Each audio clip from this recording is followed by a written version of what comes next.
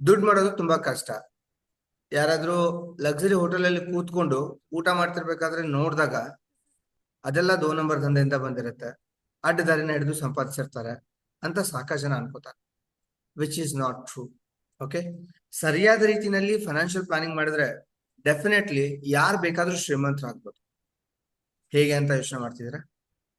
So ಪ್ರತಿಯೊಂದು field ಅಲ್ಲೂ ಕೂಡ ಒಬ್ಬ ಕೋಚ್ ಅಂತ ಬರ್ತಾರೆ, ಒಬ್ಬ ಕನ್ಸಲ್ಟೆಂಟ್ ಅಂತ ಬರ್ತಾರೆ, ಮಾರ್ಗದರ್ಶಕರು ಅಂತ ಕರಿತೀವಿ. ನಾವು ಸರಿಯಾದ ಮಾರ್ಗದರ್ಶನನ ಸರಿಯಾದ ಕಾರಣಗಳಿಗಾಗಿ ತಗೊಂಡ್ರೆ ಡೆಫಿನೆಟ್ಲಿ ನಾವು ಕೂಡ ಯಾವುದೇ ಒಂದು ಫೀಲ್ಡ್ ಅಲ್ಲಿ ಬೇಕಾದ್ರೂ ಅಚೀವ್ ಮಾಡ್ಬೋದು. ಸದ್ಯಕ್ಕೆ ನಮ್ಮ ಆರ್ಥಿಕ ಪರಿಸ್ಥಿತಿ ಎಂತದಿದೆ ಅನ್ನೋದು ಇಂಪಾರ್ಟೆಂಟ್ ಆಗಲ್ಲ.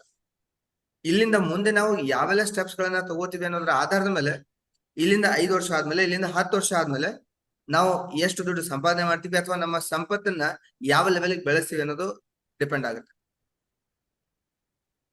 ಇವತ್ತಿನ ಈ ಒಂದು ಪಾಡ್ಕಾಸ್ಟ್ಗೆ ನಮ್ ಜೊತೆ ಇದ್ದಾರೆ ಡಾಕ್ಟರ್ ಮಾರಿಯಾ. ಇವ್ರಿಗೆ ಫೈನಾನ್ಸ್ ಮತ್ತು ವೆಲ್ತ್ ಮ್ಯಾನೇಜ್ಮೆಂಟ್ ಅಲ್ಲಿ 18 ವರ್ಷದ ಎಕ್ಸ್ಪೀರಿಯನ್ಸ್. ಫೈನಾನ್ಸ್ ಡಿಪಾರ್ಟ್ಮೆಂಟ್ ಅಲ್ಲೇ PhD ಮುಗಿಸಿದ್ದಾರೆ. ಅದಷ್ಟೇ ಅಲ್ಲದೆ ಚಾರ್ಟೆಡ್ ವೆಲ್ತ್ ಮ್ಯಾನೇಜರ್ ಆಗಿ ಇವರು ಕೆಲಸ ಮಾಡ್ತಿದ್ದಾರೆ. ನಮಸ್ಕಾರ ಡಾಕ್ಟರ್ ಮಾರಿಯಾ ಅವರೇ, welcome to our learner zones talk show. ನಮಸ್ಕಾರ Veeresh, thank you so much for this podcast. ದಯವಿಟ್ಟು ನಿಮ್ಮ ಪರಿಚಯನ ಪೂರ್ತಿ ನೀವೇ ಮಾಡ್ಕೊಡಿ, ಯಾಕಂದ್ರೆ ನಿಮ್ ಬಗ್ಗೆ ಎಷ್ಟು ಹೇಳಿದ್ರು ಸಾಲದು. ಆಮೇಲೆ ನಮ್ಮ ಪ್ರೇಕ್ಷಕರ ಪರವಾಗಿ ಇವತ್ತು ಫೈನಾನ್ಸ್ ರಿಲೇಟೆಡ್, ಮನಿ ಮೈಂಡ್ಸೆಟ್ ರಿಲೇಟೆಡ್ ಕೆಲವೊಂದು ಪ್ರಶ್ನೆಗಳನ್ನ ನಾನು ನಿಮಗೆ ಕೇಳ್ತಾ ಹೋಗ್ತೀನಿ. ನೀವು ಅದಕ್ಕೆ ಆನ್ಸರ್ ಮಾಡಿದ್ರೆ definitely it is going to help a lot many people in Karnataka. Thank you so much. ಒಂದು ಅತ್ಯುತ್ತಮವಾದಂತ ಸಂದರ್ಶನನ ಇಟ್ಟಿದ್ದೀರಿ ಇವತ್ತು. ನನಗೂ ಬಹಳಷ್ಟು ಆಸೆ ಇತ್ತು ಕರ್ನಾಟಕದ ಜನತೆಗೆ ಕನ್ನಡದಲ್ಲಿ ನಾವು ನಮ್ಮ ಭಾಷೆಯಲ್ಲಿ ಮನಿ ಬಗ್ಗೆ, ಹಣದ ಬಗ್ಗೆ ನಾವು ತಿಳಿಸ್ಕೊಡ್ಬೇಕು ಅಂತ. ಸೊ ಮೊದಲನೇದಾಗಿ ನಿಮ್ಗೆ ಧನ್ಯವಾದಗಳು. ಇಂತ ಒಂದು ಅವಕಾಶನ ನಿಮ್ಮ ವೀಕ್ಷಕರಿಗೆ ನೀವು ನೀಡ್ತಾ ಇದ್ದೀರಿ, ಅದಕ್ಕೆ ನಿಮ್ಗೆ ತುಂಬಾ ಹೃದಯದ ಧನ್ಯವಾದಗಳು. ಓಕೆ, ಈಗ ನನ್ನ ಬಗ್ಗೆ ಮಾತಾಡೋದಿದ್ರೆ like I was a teacher. ನಾನು ಟೀಚರ್ ಆಗಿದ್ದೆ. ಕರ್ನಾಟಕದಲ್ಲಿ ವಿಟ್ಲ ಎನ್ನುವಂತ ಪ್ಲೇಸ್ ಇದೆ, ಅಲ್ಲಿ ಗೌರ್ಮೆಂಟ್ ಶಿಕ್ಷಕಿಯಾಗಿ ಕೆಲಸ ಮಾಡ್ತಾ ಇದ್ದೆ. ಒಂದು 4 ವರ್ಷ ಸರ್ವಿಸ್ ಮಾಡ್ತಾ ನನಗೇನು ಅಲ್ಲಿ ಏನು ಅಷ್ಟು ಸ್ಯಾಟಿಸ್ಫ್ಯಾಕ್ಷನ್ ಅಂತ ಬರ್ತಾ ಇರ್ಲಿಲ್ಲ. ಟೀಚಿಂಗ್ ನಂದು ಮುಖ್ಯ ಪ್ಯಾಷನ್ ಅಂತ ಹೇಳ್ಬಹುದು. ನನಗೆ ಟೀಚಿಂಗ್ ಅಂದ್ರೆ ತುಂಬಾ ಇಷ್ಟ. ನಾನು ಮ್ಯಾಥ್ಸ್ ಸೈನ್ಸ್ ಟೀಚ್ ಮಾಡ್ತಾ ಇದ್ದೆ. ಬಟ್ ಏನೋ ಅಲ್ಲಿ ಏನೋ ಅಷ್ಟೊಂದು ಸ್ಯಾಟಿಸ್ಫ್ಯಾಕ್ಷನ್ ಅಂತ ಬರ್ಲಿಲ್ಲ. ಏನೋ ಒಂದು ಉನ್ನತವಾದಂತ ಏನೋ ಬೇರೆ ಏನನ್ನಾದ್ರೂ ಮಾಡ್ಬೇಕು, ನನ್ನದೇ ಅನ್ನುವಂಥದ್ದು ಏನಾದ್ರೂ ಒಂದು ಎಂಟರ್ಪ್ರಿನರ್ಶಿಪ್ ಬಿಸ್ನೆಸ್ ಮಾಡ್ಬೇಕು ಅಂತ ತಲೆಯಲ್ಲಿ ಬರ್ತಾ ಇತ್ತು. ತುಂಬಾ ಜನರಿಗೆ ಹೆಲ್ಪ್ ಆಗೋ ತರ ಮಾಡ್ಬೇಕು ಅಂತ ಬರ್ತಾ ಇತ್ತು. ಸೊ ನಾನ್ ಆಮೇಲೆ ಯೋಚನೆ ಮಾಡಿದೆ, ಓಕೆ ನಾನು ಇನ್ನೇನಾದ್ರೂ ಮಾಡ್ಬೇಕಿದ್ರೆ ಎಲ್ಲರ ಹತ್ರ ಕೇಳ್ಕೊಂಡೆ ಏನ್ ಮಾಡ್ಬೇಕು ಅಂತ. ಆಗ ಅವ್ರು ಹೇಳಿರೋದು, ಫಸ್ಟ್ ನೀನ್ ಇನ್ನು ಹೈಯರ್ ಎಜುಕೇಶನ್ ಮಾಡ್ಕೋಬೇಕು. ಹೈಯರ್ ಎಜುಕೇಶನ್ ಮಾಡಿದ್ರೆ MBA ಮಾಡಿದ್ರೆ ಮ್ಯಾನೇಜರ್ ಆಗ್ಬಹುದು, ಆಮೇಲೆ ಒಂದು ಬಿಸ್ನೆಸ್ ಸ್ಟಾರ್ಟ್ ಮಾಡ್ಬಹುದು ಅಂತ ಹೇಳಿದ್ರು. ಹಾಗೆ MBA ಮಾಡೋದಿಕ್ಕೆ ಅಂತ ಬ್ಯಾಂಗ್ಳೂರಿಗೆ ಬಂದೆ. ಬೆಂಗಳೂರಲ್ಲಿ MBA ಮಾಡಿದ ನಂತರ ಫೆಲೋಶಿಪ್ ಸಿಕ್ತು PhD ಮಾಡೋದಕ್ಕೆ. ನನ್ಗೊಂದು ಆಸೆನೂ ಇತ್ತು, ಯಾಕಂದ್ರೆ ನಾನು ಚಿಕ್ಕವಳಿದ್ದಾಗ ನನಗೆಲ್ಲೋ ತುಂಬಾ ಅಡೆತಡೆಗಳು ಬಂದಿದ್ವು ನನ್ನ ಎಜುಕೇಶನ್ಗೆ. ಕಾರಣ ಒಂದೇ, ಹಣ ಇಲ್ಲದೆ ಇರುವಂತದ್ದು. ಸೊ ನಮ್ಮನ್ನು ಕಡು ಬಡತನದ ಕುಟುಂಬ ಆಗಿತ್ತು. ಅಲ್ಲಿ ನಮ್ಗೆ ಕಲೀಲಿಕ್ಕೂ ಹಣ ಇರ್ಲಿಲ್ಲ. ಸೊ ಅಂತ ಸಂದರ್ಭದಲ್ಲಿ ಆಗ ನಾನು ಡಿಸೈಡ್ ಮಾಡಿದ್ದೇನು ಅಂತ ಹೇಳಿದ್ರೆ, ನಾನೊಂದು ಉನ್ನತವಾದಂತ ಹುದ್ದೆಯನ್ನು, ಅದು ಉನ್ನತವಾದಂತ ಎಜುಕೇಶನ್ ಏನಿದೆ ಅದನ್ನ ನಾನು ಪಡಿಬೇಕು ಎನ್ನುವಂತ ಒಂದು ಆಸೆ ಆಗ್ಲೇ ಮೊಳಕೆ ಹೊಡೆದಿತ್ತು. ಆಮೇಲೆ ಏನೋ ಕಷ್ಟಪಟ್ಟು ಇವರಿಂದೆಲ್ಲ ಹಣ ಕೇಳ್ಕೊಂಡು ಹೇಗೂ ನನ್ನ ಎಜುಕೇಶನ್ ಮುಗಿಸಿದೆ. ಆಮೇಲೆ ನಾನು ಟೀಚಿಂಗ್ ಜಾಬ್ ಮಾಡ್ತಾ ಇರುವಾಗ ಪ್ಯಾಸಿವ್ ಇನ್ಕಮ್ ಅಂತ ಹೇಳ್ತೇವೆ, ಒಂದು ಎಡಿಷನಲ್ ಇನ್ಕಮಿಗೋಸ್ಕರ ಆ ಇನ್ಕಮ್ ಸಾಕಾಗೋದಿಲ್ಲ ಎನ್ನುವಂತ ಕಾರಣಕ್ಕೆ ಇನ್ಶೂರೆನ್ಸ್ ಇಂಡಸ್ಟ್ರಿಗೆ ಸೇರ್ಕೊಂಡೆ. ಅಲ್ಲಿಂದ ನನ್ನ ಫಿನಾನ್ಷಿಯಲ್ ಜರ್ನಿ ಏನಿದೆ ಅಥವಾ ಜನರಿಗೆ ಗೈಡ್ ಮಾಡುವಂತ ಜರ್ನಿ ಏನಿದೆ ಅವತ್ತೇ ಸ್ಟಾರ್ಟ್ ಆಗಿತ್ತು. ಸ್ವಲ್ಪ ಏನೋ ಹಣ ಬರ್ತಾ ಇತ್ತು, ಅಲ್ಲಿಂದ ಸ್ವಲ್ಪ ಧೈರ್ಯ ಬಂತು. ಇದನ್ನ ನಾನು ಎಲ್ಲರಿಗೆ ಏನಕ್ಕೆ ಹೇಳೋದು ಅಂತ ಹೇಳಿದ್ರೆ, ನಮ್ಮಲ್ಲಿ ಯಾವಾಗ್ಲೂ ಒಂದೇ ಒಂದು ಮೂಲದಿಂದ ಹಣ ಬರ್ತಾ ಇದ್ರೆ ನಾವು ಯಾವಾಗ್ಲೂ ಒಂದು ಸಂಕುಚಿತ ಮನೋಭಾವದವರಾಗಿರ್ತೇವೆ. ಯಾವಾಗ್ಲೂ ಯೋಚನೆ ಮಾಡ್ತೇವೆ, ಈ ಹಣನ ನಾನು ಈಗ ಉಪಯೋಗಿಸ್ಕೊಂಡ್ರೆ ಮುಂದೆ ಏನಾಗುತ್ತೆ, ಮುಂದೆ ಹೇಗೆ ಹೋಗ್ಬಹುದು ಅಂತ. ನನಗೆ ಧೈರ್ಯ ಬಂದಿರೋದು ನನ್ನಲ್ಲಿ ಜಾಸ್ತಿ ಹಣ ಬರ್ಲಿಕ್ಕೆ ಶುರು ಆದಾಗ. ಸೊ ಅದು ಇನ್ಶೂರೆನ್ಸ್ ಇಂಡಸ್ಟ್ರಿಯಿಂದ ಬಂದಾಗ ನನಗೂ ಒಂದು ಧೈರ್ಯ ಬಂತು. ನಮ್ಮ ಅಮ್ಮನಲ್ಲಿ ಹೋಗಿ ಹೇಳಿದೆ, ನನಗೆ MBA ಮಾಡ್ಬೇಕು, ಬೆಂಗಳೂರು ಹೋಗ್ಬೇಕು ಅಂತ ಹೇಳಿದಾಗ ಅಮ್ಮ ಏನು ಅನ್ಲಿಲ್ಲ. ಕಾರಣ ಏನು ಅಂತ ಹೇಳಿದ್ರೆ, ಅವ್ರಿಗೆ ಗೊತ್ತಿತ್ತು ನನ್ನಲ್ಲಿ ಹಣ ಇದೆ, ನಾನು ಒಂದು ಪೈಸಾ ಅವ್ರ ಹತ್ರ ಕೇಳೋದಿಲ್ಲ ಅಂತ ಒಂದು ಧೈರ್ಯ ಇದಿತ್ತು. ಸೊ ಬೆಂಗಳೂರು ಬಂದೆ, MBA ಮಾಡಿದೆ, ಫೆಲೋಶಿಪ್ ಸಿಕ್ತು, PhD NGO ಅಕೌಂಟಬಿಲಿಟಿ ಎನ್ನುವಂತ ಟಾಪಿಕ್ ಅನ್ನು ತೆಗೆದುಕೊಂಡು PhD ಮಾಡಿದೆ. ಅದರಲ್ಲಿ ಫಿನಾನ್ಸ್ ತುಂಬಾ ಅಂಶಗಳು ಅದರಲ್ಲಿ ಅಳವಡಿಸ್ಕೊಂಡಿತ್ತು. ಆಗ ಏನ್ ನನಗೆ ಈ ತರ ಜನರಿಗೆ ಗೈಡ್ ಮಾಡ್ಬೇಕು ಎನ್ನುವಂತ ಅಷ್ಟೊಂದು ದೊಡ್ಡ ಆಸೆ ಇರಲಿಲ್ಲ. NGO ದಲ್ಲಿ ವರ್ಕ್ ಮಾಡ್ಬೇಕು ಎನ್ನುವಂತ ಆಸೆ ಇತ್ತು. ಬಟ್ ಆಮೇಲೆ ಏನಾಯ್ತು ಅಂತ ಹೇಳಿದ್ರೆ ಅದರ ಬೇಸಿಸ್ ಮೇಲೆ ಲೈಕ್ ಅನೇಕ ಬಿಸ್ನೆಸ್ ಗಳನ್ನ ಸ್ಟಾರ್ಟ್ ಮಾಡಿದೆ. ಎಂಟರ್ಪ್ರಿನರ್ ಆಗ್ಬೇಕು ಅಂತ, ತುಂಬಾ ಜನರಿಗೆ ಹೆಲ್ಪ್ ಮಾಡ್ಬೇಕು ಅಂತ ಎಲ್ಲ ಚೆನ್ನಾಗಿ ನಡೀತಾ ಇತ್ತು. ಕೆಲವೊಮ್ಮೆ ನಮ್ಗೆ ಗೊತ್ತಿಲ್ಲದೆ ಸಮಸ್ಯೆಗಳು ಬರ್ತಾ ಇರುತ್ತೆ.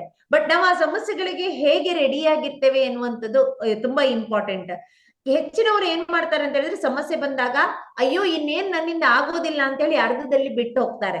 So this is the biggest problem in our lifes actually. So ಆಗ ನಾನು ಅನ್ಕೊಂಡು ಇನ್ನೇನ್ ಮಾಡೋದು, ಎಲ್ಲಾ ಬಿಸ್ನೆಸ್ ಶಟ್ ಡೌನ್ ಆಗಿ ಹೋಗಿದೆ, ಕೋವಿಡ್ ಬಂದಿದೆ ಅಂತ ಹೇಳುವಾಗ ನನ್ಗೊಬ್ರು ಮೆಂಟರ್ ಇದ್ರು. ಆ ಮೆಂಟರ್ ನನಗೆ ಹೇಳಿದ್ರು, ಮರಿಯಾ ನೀನು ಟೀಚಿಂಗ್ ಅಲ್ಲಿ ತುಂಬಾ ಹುಷಾರಾಗಿದ್ದಿ, ಸೇಲ್ಸ್ ಅಲ್ಲಿ ತುಂಬಾ ಚೆನ್ನಾಗಿದ್ದಿ, ಇನ್ಶೂರೆನ್ಸ್ ಬಗ್ಗೆ ಮಾಹಿತಿ ಇದೆ ನಿನ್ನ ಹತ್ರ. ಸೊ ನೀನ್ ಯಾಕೆ ಇದೇ ಟೈಮ್ ಅಲ್ಲಿ ಎಷ್ಟೋ ಜನರು ಬೇಕಾದ ಇನ್ಶೂರೆನ್ಸ್ ಇಲ್ಲದೆ ಬೇರೆ ಬೇರೆ ಇದರಲ್ಲಿ ಮಾಡಿಕೊಂಡು ಎಮರ್ಜೆನ್ಸಿ ಪ್ಲಾನ್ ಮಾಡದೆ ಎಷ್ಟೋ ಜನ ಕೆಲಸ ಕಳ್ಕೊಂಡ್ರು, ಎಷ್ಟೋ ಜನ ಹಾಸ್ಪಿಟಲೈಸ್ಡ್ ಆದ್ರು. ಆ ಸಮಯದಲ್ಲಿ ಅವ್ರದಲ್ಲಿ ಏನು ಹಣ ಇತ್ತು ಅದೆಲ್ಲ ನಾವು ಹಾಸ್ಪಿಟ್ಲಿಗೆ ಹಾಕ್ಬಿಟ್ರು, ಯಾಕಂದ್ರೆ ಪ್ಲಾನಿಂಗ್ ಇರ್ಲಿಲ್ಲ. ಸೊ ಆಗ ನಾನು ಅಂದ್ಕೊಂಡೆ ಅಯ್ಯೋ ಯಾಕೆ ಹೀಗಾಗ್ತಾ ಇದೆ, ಯಾಕೆ ಜನರಿಗೆ ಇದ್ರ ಬಗ್ಗೆ ಗೊತ್ತಿಲ್ಲ ಅಂತ. ಆ ಮೆಂಟರ್ ಹೇಳಿದ್ರು, ಮರಿ ಇದನ್ನೇ ಟಾಪಿಕ್ ಅನ್ನು ಇಟ್ಕೊಂಡು ನೀನ್ ಡಿಜಿಟಲ್ ಕೋಚಿಂಗ್ ಸ್ಟಾರ್ಟ್ ಮಾಡು ಅಂತ ಹೇಳಿದ್ರು. So then I started my digital coaching journey in 2020. ಈಗ ಒಂದು ಲಾಸ್ಟ್ 6 years ಇಂದ ಫುಲ್ ಪ್ಲೆಜ್ ಆಗಿ ಅದೆಷ್ಟೋ ಜನರಿಗೆ ಇದ್ರ ಬಗ್ಗೆ ಮಾಹಿತಿಯನ್ನು ಕೊಡ್ತಾ ಇದ್ದೇನೆ. ನಮ್ಮ ಕೊಂಕಣಿ ಭಾಷೆಯಲ್ಲಿ, ಕನ್ನಡದಲ್ಲಿ, ಇಂಗ್ಲಿಷ್ ಅಲ್ಲಿ ಈ ತರ ಜ್ಞಾನವನ್ನು ಕೊಡ್ತಾ ಇದ್ದೇನೆ, ನಾಲೆಜ್ ಅನ್ನು ಶೇರ್ ಮಾಡ್ತಾ ಇದ್ದೇನೆ. ತುಂಬಾ ನೆಮ್ಮದಿ ಇದೆ. ಯಾಕೆಂತ ಹೇಳಿದ್ರೆ ಎಷ್ಟೋ ಜನರು, ನಾನು ದುಬೈಗೆ ಹೋಗಿದ್ದೆ ಲಾಸ್ಟ್ ಮಂತ್ ಅಲ್ಲೇ, 1-2 ಸೆಷನ್ ಮಾಡಿದೆ. 2 years ಬ್ಯಾಕ್ ಕುವೈಟಿಗೆ ಹೋಗಿದ್ದೆ. ಅಲ್ಲಿಗೆ ಹೋದಾಗ ಅವ್ರು ಹೇಳಿರೋ ಒಂದು ಮಾತು ನನ್ಗೆ ತುಂಬಾ ಚಿರಿಸ್ತಾ ಇತ್ತು. ಅಯ್ಯೋ ನೀನೊಂದು 10 ವರ್ಷ ಮೊದಲು ನನ್ಗೆ ಸಿಕ್ಬೇಕಿತ್ತು, ನಮ್ ಲೈಫ್ ಎಲ್ಲೋ ಇರ್ತಾ ಇತ್ತು ಅಂತ.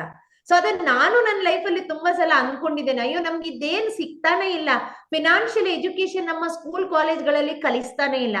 ನನಗೂ ಮೋಸ್ಟ್ಲಿ ನಾನು ಟೀಚಿಂಗ್ ಜಾಬಿಗೆ ಸೇರ್ಕೊಂಡಾಗನೆ ಯಾರೋ ಒಂದು ಗುರು ಸಿಕ್ಕಿದಿದ್ರೆ ನಾನು ಇವತ್ತೆಲ್ಲೋ ಇರ್ತಾ ಇದ್ದೆ. ಬಟ್ ಎನಿವೆ, ಯಾವತ್ತು ಲೇಟ್ ಅಂತ ಅನ್ಕೋಬಾರ್ದು. ಪ್ರತಿಯೊಬ್ಬರಿಗೂ ಅವ್ರದೇ ಆದಂತ ಟೈಮ್ ಅಂತ ಬರುತ್ತೆ. ಬಟ್ ಆ ಟೈಮ್ ಬಂದಾಗ ಅದನ್ನ ಹೇಗೆ ಉಪಯೋಗಿಸ್ಕೊಂಡು ಮುಂದಕ್ಕೆ ಹೋಗ್ತೇವೆ, ಅದು important. This is a short story about me. Thank you so much for this. Thank you so much Mari ಅವರೇ. ನಿಮ್ಮ ಇಂಟ್ರೊಡಕ್ಷನ್ ಅಲ್ಲೇ ನಿಮ್ಮ ಜರ್ನಿ ಕಂಪ್ಲೀಟ್ಲಿ ರಿಫ್ಲೆಕ್ಟ್ ಆಗ್ತಾ ಇದೆ.